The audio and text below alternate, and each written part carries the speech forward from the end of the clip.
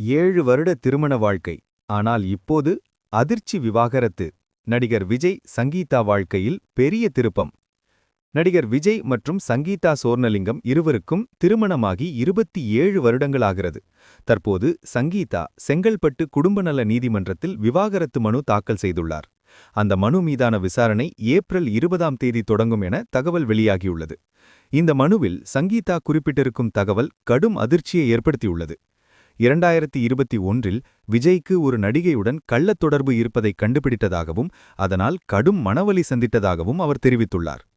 செய்த துரோகத்தை பற்றி கேட்டபோது அந்த நடிகையுடன் உள்ள தொடர்பை முடித்துக் கொள்வதாக விஜய் கூறினார். ஆனால் அதை செய்யாமல் குற்ற உணர்ச்சியின்றி மீண்டும் அந்த தொடர்பை தொடர்ந்தார் என மனுவில் குறிப்பிடப்பட்டுள்ளது.